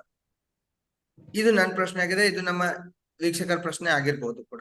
ಓಕೆ, ಹಾಗಾಗಿ ಈ ತರದ ಏನಾದ್ರು ಚೀಟ್ ಶೀಟ್ ಇದೆನಾ, ಯಾವ್ದಾದ್ರು ಒಂದು ಫಾರ್ಮುಲಾ ಇದೆನಾ? ನನ್ನ ಫೈನಾನ್ಷಿಯಲ್ ಗೋಲ್ ನಾನು ಸೆಟ್ ಮಾಡ್ಕೋಬೇಕು ಅಂದ್ರೆ ಯಾವುದರ ಆಧಾರದ ಮೇಲೆ ಮತ್ತು ಹೇಗೆ ಸೆಟ್ ಮಾಡ್ಕೋಬೇಕು, ಇದಕ್ಕೆ ಸಂಬಂಧಪಟ್ಟಂತ ಯಾವ್ದಾದ್ರು ಒಂದು ಟೂಲ್ ಇದ್ರೆ ದಯವಿಟ್ಟು ಅದನ್ನ ಶೇರ್ ಮಾಡಿ. Will be very thankful to you. Okay, so ಇಲ್ಲಿ 2 ಥಿಂಗ್ಸ್ ನಾನು ಹೇಳಲಿಕ್ಕೆ ಬಯಸ್ತೇನೆ. ಒಂದು, ನೀವು ಹೇಳಿರುವಂತದ್ದು ಓಕೆ, ಯೋಚನೆಗಳು. ಓಕೆ, ನನ್ನ ಹತ್ರ ಇಷ್ಟು ಇರ್ಬೇಕು, ಇಷ್ಟು ಮಾಡ್ಬೇಕಾ ಇಲ್ವಾ ಅಂತ ಯೋಚನೆ ಏನನ್ನು ಮಾಡಿ. ಯಾಕಂತ ಹೇಳಿದ್ರೆ ಯೋಚನೆ ಕಂಟ್ರೋಲ್ ಇಲ್ಲ, ಬಟ್ ಯೋಚನೆ ಮಾಡ್ಲೇಬೇಕು. ನೀವು ಇವತ್ತು ನಾನು 1 ಕೋಟಿ ಬೇಕು ಅಂತ ಯೋಚನೆ ಮಾಡಿದ್ರೆ ಮಾತ್ರ ನೀವು ಆಕ್ಷನ್ ತಗೋತೀರಾ. ಇಲ್ಲ ಅಂತ ಹೇಳಿದ್ರೆ ನೀವು ಆಕ್ಷನ್ ತಗೊಳ್ಳೋದಿಲ್ಲ. ಇವತ್ತೇ ನೀವು ಇಲ್ಲೇ ಇದ್ದೀರಿ, ನನಗೆ 1 ಲಕ್ಷ ಸಾಕು ಅಂತ ಅನ್ಕೊಂಡ್ರೆ ನೀವು ಕಂಫರ್ಟ್ ಝೋನ್ ಅಲ್ಲಿ ಇರ್ತೀರಾ. ಆ ಕಂಫರ್ಟ್ ಝೋನ್ ಇಂದ ಹೊರಗಡೆ ಬರ್ಲಿಕ್ಕೆ ನೀವು ಅಪೇಕ್ಷೆನೂ ಮಾಡೋದಿಲ್ಲ, ಇಚ್ಛಿಸೋದು ಇಲ್ಲ. ಸೊ ಹಾಗಾಗಿ ನನ್ನ ರಿಕ್ವೆಸ್ಟ್ ಏನು ಅಂತ ಹೇಳಿದ್ರೆ, ಯು ಕೀಪ್ ಅ ಆಡಿಷಿಯಸ್ ಗೋಲ್. ನನ್ನ ಮೆಂಟರ್ಸ್ ಹೇಳ್ತಾ ಇದ್ರು. ಸೊ ಆಗುತ್ತಾ ಆಗೋದಿಲ್ಲ ಅದು ಬೇರೆ ವಿಷಯ. ಸೊ ಅದು ಯೂನಿವರ್ಸಿಗೆ ಬಿಟ್ಬಿಡಿ. ಬಟ್ ಡು ಯು ವಾಂಟ್, ನಿಮಗ್ ಬೇಕಾ? ಸೊ ಅದನ್ನ ನೀವು ಮಾಡ್ಕೋಬೇಕು. ಈಗ ನೀವು ನಿಮ್ಮ ಮಗ 6.5 ವರ್ಷದವನಾದ್ರೆ ಅವನು ನೆಕ್ಸ್ಟ್ ಇನ್ನು ಅವನಿಗೆ ಈಗ 18 ವರ್ಷ ಅಂತ ಹೇಳಿದ್ರೆ ಇನ್ನೊಂದು 12 ವರ್ಷ ಇದೆ ಅವನ ಹತ್ರ. ಆ 12 ವರ್ಷ ಇದ್ದಲ್ಲಿ ನಿಮಗೆ ಫಸ್ಟ್ ನೀವು ಡಿಸೈಡ್ ಮಾಡ್ಕೋಬೇಕು. ಓಕೆ, ಅವನು ಇವತ್ತಿನ ನಾನು ಅನ್ಕೊಳ್ಳೋದಿದ್ರೆ ಸಾಧಾರಣವಾಗಿ ನೀವು ಭಾರತದಲ್ಲಿ ಇರ್ಬೇಕು ಅಂತ ಹೆಚ್ಚಿನವರು ಆಸೆ ಪಡ್ತಾರೆ. ಬಟ್ ಹೈಯರ್ ಎಜುಕೇಶನ್ ಗೆ ಒಂದಲ್ಲ ಒಂದು ಸರ್ತಿ ಓಕೆ ನಾವು ಫಾರಿನ್ ಕಂಟ್ರೀಸ್ ಹೋಗಿ ಎಜುಕೇಶನ್ ಮಾಡ್ಬೇಕು, because the quality of the education are like experience what they are getting is different ಅಂತ ಯೋಚನೆ ಮಾಡೋರು ತುಂಬಾ ಜನ ಇದ್ದಾರೆ. ನೀವು ಎಷ್ಟೇ ಜನರನ್ನು ಬೇಡ ಬೇಡ ಅನ್ನೋಂಥವ್ರನ್ನು ಎಲ್ಲ ಹೋಗ್ಬಿಟ್ಟು ಒಮ್ಮೆ ಆದ್ರೂ ವಾಪಸ್ ಬಂದಿದ್ದು ಇಲ್ಲಿ ಕೆಲಸ ಮಾಡೋರು ಇರ್ತಾರೆ. ಸೊ ನೀವು ಹಾಗ ಅನ್ಕೊಂಡ್ರು ಈವನ್ ಇಂಡಿಯಾದಲ್ಲೇ, ಫರ್ಗೆಟ್ ಅಬೌಟ್ ಫಾರಿನ್ ಕಂಟ್ರೀಸ್, IIM-ಗೋ ಅಥವಾ ಇನ್ನ ಒಳ್ಳೆ ಇನ್ಸ್ಟಿಟ್ಯೂಷನ್ಗೆ ಹೋಗ್ಬೇಕು ಅಂದ್ರೆ in today's cost for a higher education it will cost minimum 50 lakh rupees. ಈಗ ನೀವು ಇಂಜಿನಿಯರಿಂಗ್ ಕಾಲೇಜ್ ಮೇ ಬಿ ನಿಮ್ಮ ಲೋಕಲ್ ಏರಿಯಾದಲ್ಲಿ ಕೇಳಿರ್ಬಹುದು. But if you go to the IIM ಅಥವಾ ಆತರ ಕಾಲೇಜ್ಗಳಿಗೆಲ್ಲ ಹೋದ್ರೆ ಇಟ್ ಕಾಸ್ಟ್ 2 years ಕೋರ್ಸ್ ಏನ್ ಮುಗಿಸ್ಬೇಕು ಅಂತ ಹೇಳಿದ್ರೆ it cost minimum 50 lakh rupees. So ನೀವು ಹೇಳಿರೋ ಪ್ರಕಾರ 50 lakh ಇವತ್ತಿಗೆ. ಬಟ್ ಆ 50 lakh ನೀವು 16 ವರ್ಷದ ನಂತರ ಎಷ್ಟಾಗತ್ತೆ ಅಂತ ನಾನೊಂದು ಶೀಟ್ ತೋರಿಸ್ತೇನೆ. ಆ ಶೀಟ್ ಅಲ್ಲಿ ನೀವು ನೋಡ್ಕೋಬಹುದು. ಇಲ್ಲೊಂದು ಫೈನಾನ್ಷಿಯಲ್ ಕ್ಯಾಲ್ಕುಲೇಟರ್ ಅಂತ ಇದೆ, ನಿಮ್ಗೆ ಕಾಣುತ್ತೆ ಅಂತ ಅನ್ಕೋತೇನೆ. ಸೊ ನಮ್ಮ ವೀಕ್ಷಕರಿಗೆ ಇದನ್ನ ಮತ್ತೆ ಕೊಡುವ. ಈಗ ಫಾರ್ ಎಕ್ಸಾಂಪಲ್ ನಿಮ್ ಮಗನ ಹೆಸರೇನ್ ಹೇಳ್ತೀರಾ? ಬೇಡ, ನಿಮ್ಮ ಮಗನ ಎಜುಕೇಶನ್ಗೆ ಅಂತ ಹಾಕುವ. ಲಾಂಗ್ ಟರ್ಮ್ ನಾನು ಈಗಾಗಲೇ ಹೇಳಿದೆ 16 years ಬೇಕು. ಅಂದ್ರೆ ಇವತ್ತಿಂದ 16 years ನಂತರ, ಸಾರಿ 12 years ನಂತರ ಅವನು 18 years ಆಗ್ತಾನೆ. ನಿಮಗೆ 50 lakh rupees ಬೇಕು ಅಂತ ಇಟ್ಕೊಳ್ವಾ. ಈಗ ನೀವ್ ಏನು ಸೇವ್ ಮಾಡಿ ಇಟ್ಕೊಳ್ಳಿಲ್ಲ ಅಂತ ಇಟ್ಕೊಳ್ಳಿ. ಏನು ಸೇವ್ ಇಲ್ಲ, ಸೇವಿಂಗ್ಸ್ ಇಲ್ಲ ನಿಮ್ಮ ಹತ್ರ. ಎಕ್ಸ್ಪೆಕ್ಟೆಡ್ ರಿಟರ್ನ್, ಈಗ ನೀವು ಹೇಳಿದ್ರಿ, ಒಂದು ಮಾತು ಹೇಳಿದ್ರಿ, ಮ್ಯೂಚುವಲ್ ಫಂಡ್ ಅಲ್ಲಿ ಹಾಕಿದ್ದೇವೆ, SIP ಮಾಡಿದ್ದೀರಿ ಅಂತ ಹೇಳಿದ್ರೆ, if it is more than 5 years 7 years, ನೀವು ಹಿಂದಿನ ಡಾಟಾ ತೆಗೆದು ನೋಡಿದ್ರೆ it has delivered more than 15% return any cost ಒಂದು ಲಾಂಗ್ ಟರ್ಮ್ಗೆ. ಈಗ ನಿಮ್ಗೆ 12 ವರ್ಷ ಇದೆ, 12 ವರ್ಷ ಅಂತ ಹೇಳಿದ್ರೆ definitely it will give 14 to 15%. I have taken 14% return ಅಂತ ಇಟ್ಕೊಳ್ಳುವ. ಇನ್ಫ್ಲೇಷನ್ ಇದನ್ನು ನೋಡ್ಕೋಬೇಕು. ಹೆಚ್ಚಿನವರು ಇದನ್ನು ಕ್ಯಾಲ್ಕುಲೇಟ್ ಮಾಡೋದಿಲ್ಲ. ಏನಕ್ಕೆ ಇನ್ಫ್ಲೇಷನ್ ಬೇಕು ನಿಮ್ಗೆ? ನೋಡಿ, ಈಗ ನೀವೇ ಹೇಳಿದ್ರೆ ನೀವು ಇಂಜಿನಿಯರಿಂಗ್ ಮಾಡುವಾಗ 1 ಲಕ್ಷ ಇದ್ದಿತ್ತು ಎಲ್ಲ 4 ವರ್ಷಕ್ಕೆ ಸೇರಿಸಿ. ಬಟ್ ಇವತ್ತು 1 ವರ್ಷಕ್ಕೆ 1.5 ಲಕ್ಷ ಬೇಕು. That is a inflation.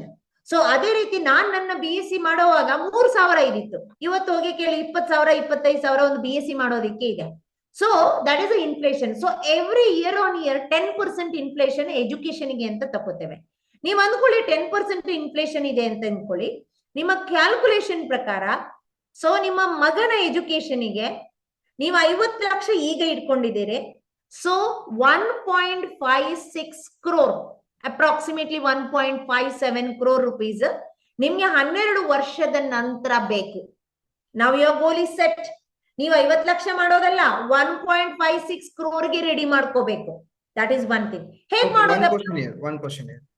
ಇವಾಗ ನೀವು ಹಿಂದಿನ ಶೀಟ್ ಅಲ್ಲಿ ಹಾಕಿರೋದು ಇವತ್ತಿನ ಗೋಲ್, ಇವತ್ತಿನ ಪ್ರಕಾರ 50 ಲಕ್ಷ ಬೇಕು ಅಂದ್ರೆ 12 ವರ್ಷ ಆದ್ಮೇಲೆ ಆ ಟೈಮ್ ಎಲ್ಲಿ ಹಾಕಿದ್ರಿ ಮೇಡಮ್? ಅದ್ರಲ್ಲಿ ಇಲ್ಲ ಹಾಕಿದ್ದೇನೆ 12 ಇಯರ್ಸ್ ಸ್ಟಿಲ್ ಗೋಲ್.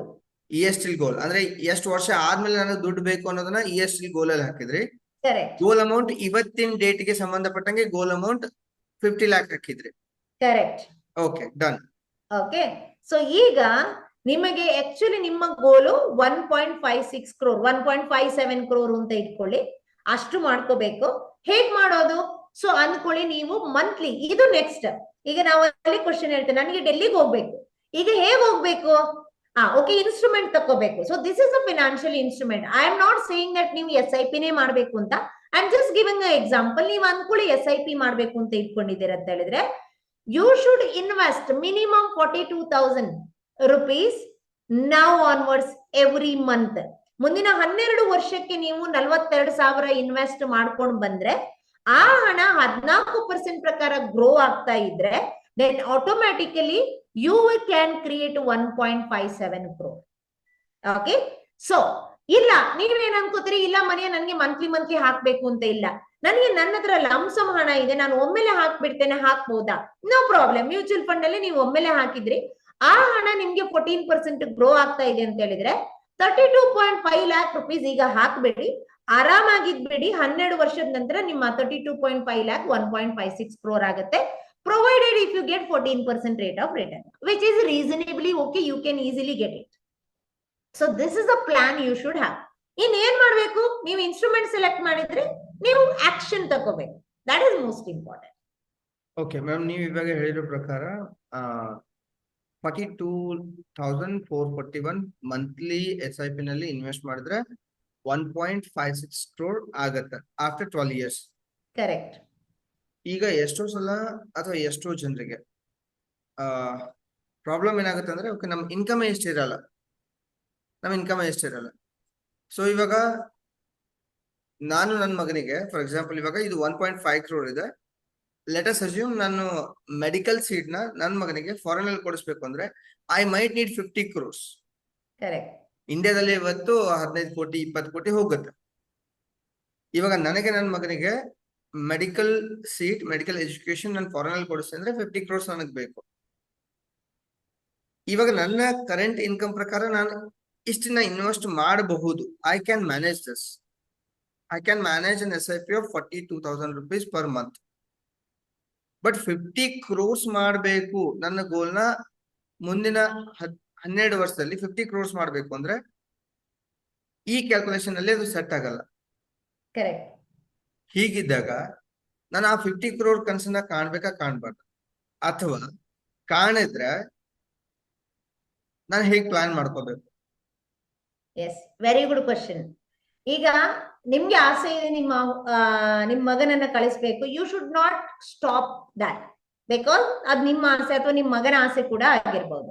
ಈಗ ಏನಿದೆ, ನಿಮ್ಮನ್ನ ಮಾಡ್ಲಿಕ್ಕೆ ಆಗೋದೇ ಇಲ್ಲ ಅಂತ ಎಲ್ಲಾದ್ರೂ ಬರ್ದಿದ? ಖಂಡಿತ ಇಲ್ಲ. Everything is possible in this world. Okay, ಈಗ ಅಂಬಾನಿ ಅಂತವರಿಗೆ 42 ಮಿಲಿಯನ್ ಇಂದ ಇವತ್ತು ಎಷ್ಟೋ ಕೋಟಿಗಟ್ಲೆ ಅವರು ಸಂಪಾದಿಸಿದ್ದಾರೆ ಅಂತ ಹೇಳಿದ್ರೆ ಒಂದು ದಿನದಲ್ಲಿ ಸಂಪಾದನೆ ಮಾಡಿದಲ್ಲ. ಈಗ ನೀವೇ ಹೇಳಿದ್ರಿ, ಇನಿಷಿಯಲಿ ಬಿಸ್ನೆಸ್ ಮಾಡುವಾಗ you would not have got that much of money, ಅಷ್ಟು ಬಂದಿರ್ಲಿಕ್ಕಿಲ್ಲ. ಬಟ್ ಇವತ್ತು ಸ್ಲೋಲಿ ಗ್ರೋ ಆಗ್ತಾ ಇದೆ. ಸೊ ನಿಮ್ಮ ಬೀಜ ಹಾಕಿದಿರಲ್ಲ, ದಟ್ ಈಸ್ ಮೋಸ್ಟ್ ಇಂಪಾರ್ಟೆಂಟ್. ಈಗ ನೆಕ್ಸ್ಟ್ ಏನ್ ಮಾಡ್ಕೋಬೇಕು, there are 2 ways. You have to manage your existing money. ಒಂದೇ ಎರಡೇ ಉಪಾಯ ಇರೋದು, ಬೇರೆ ಏನು ಇಲ್ಲ ಅನ್ಕೊಳ್ಳಿ. ಈಗ ನೀವು 1 ಲಕ್ಷ ಅರ್ನ್ ಮಾಡ್ತಾ ಇದ್ದೀರಿ ಅಂತ ಹೇಳಿದ್ರೆ, ನೀವ್ ಅನ್ಕೋತೀರಿ 42,000 ಸೇವ್ ಮಾಡ್ಲಿಕ್ಕೆ ಆಗೋದಿಲ್ಲ, ನನ್ನಿಂದ ಖಾಲಿ 10,000 ಸೇವ್ ಮಾಡ್ಲಿಕ್ಕೆ ಆಗತ್ತೆ ಅಂತ ಅನ್ಕೋತಾ ಇದ್ದೀರಿ ಅಂತ ಇಟ್ಕೊಳ್ಳಿ. No problem. You have to do a budget ಅಂತ ಹೇಳ್ತಾರೆ. ಆ ಬಜೆಟ್ ಮಾಡಿದಾಗ ನಿಮ್ಗೆ ಗೊತ್ತಾಗತ್ತೆ ಎಲ್ಲಿ ಲೂಪ್ ಹೋಲ್ಸ್ ಇದೆ ಅಂತ, ನಿಮ್ಮ ಪರ್ಸಿಗೆ ಎಲ್ಲಿ ಹೋಲ್ ಆಗಿದೆ ಅಂತ ಗೊತ್ತಾಗತ್ತೆ, ಎಲ್ಲಿ ನಿಮ್ಗೆ ಅನಾವಶ್ಯಕವಾಗಿ ಹಣ ಹೋಗ್ತಾ ಇದೆ ಅಂತ ಗೊತ್ತಿರುತ್ತೆ. So that is called controlling the money management. ಅಂದ್ರೆ ಮನಿ ಎಲ್ಲೋ ಲೂಪ್ ಆಗ್ತಾ ಇದೆ, ಒಂದು ಪೈಪ್ ಲೀಕ್ ಆಗ್ತಾ ಇದೆ ಅಂತ ಹೇಳಿದ್ರೆ ಯು ಹ್ಯಾವ್ ಟು ಆಕ್ಟ್.